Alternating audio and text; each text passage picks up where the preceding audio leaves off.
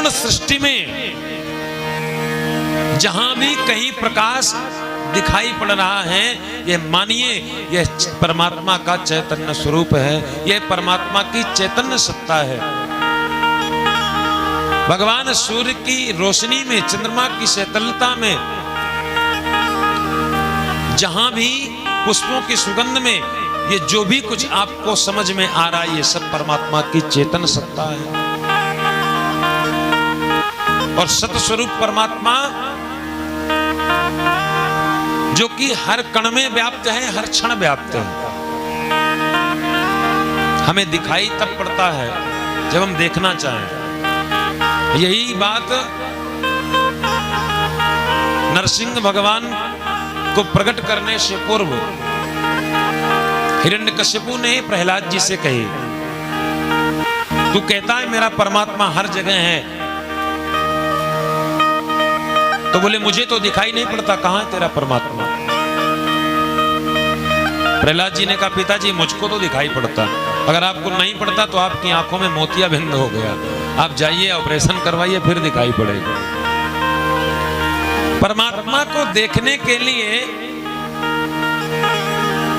भगवान की अगर सांवली सलोनी छवि को देखना है, अगर गिरधर को देखना है, तो मीरा जैसी आंखें चाहिए, सूर्य जैसी आंखें चाहिए। बाहर के नेत्रों से परमात्मा का दर्शन नहीं हो सकता। किसी ने कहा परमात्मा कैसे मिलते हैं, तो एक ने कहा परमात्मा खोजने से मिलते हैं। पर भैया हम तो कहते हैं परमात्मा खोजने से नहीं मिलते, परमात्मा खो जाने से मिलते हैं।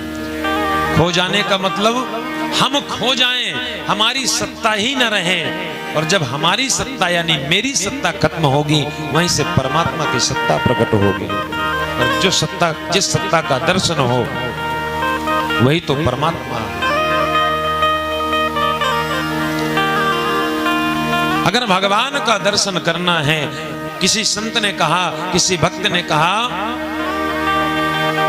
अगर हमें भगवान का दर्शन चाहिए तो परमात्मा तो आज भी प्रत्येक खंबे से निकलने को तैयार है, बस केवल कमी आई है। अगर व्यवस्था गिरी है तो भक्त और प्रहलाद, ध्रुव और प्रहलाद की व्यवस्था कम हुई।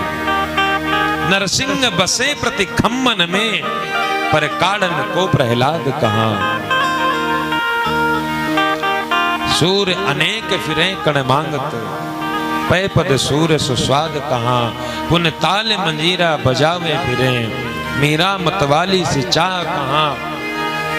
महाराज आज भी भगवान कण कण में व्याप्त हैं और प्रत्येक कण कण से हर क्षण क्षण निकलना चाहता है, पर कोई निकलने के लिए कोई निकालने वाला तो हो, कोई भगवान को प्रकट करने के लिए कोई ऐसा प्रेमी तो हो। और अगर परमात्मा को पाना है तो केवल एक ही सूत्र है, परमात्मा को पाने के लिए केवल एक ही सूत्र है। इसके अलावा इस सूत्र से तो परमात्मा निश्चित ही प्राप्त होंगे, यह 100% गारंटी। पाना है यदि प्रभु को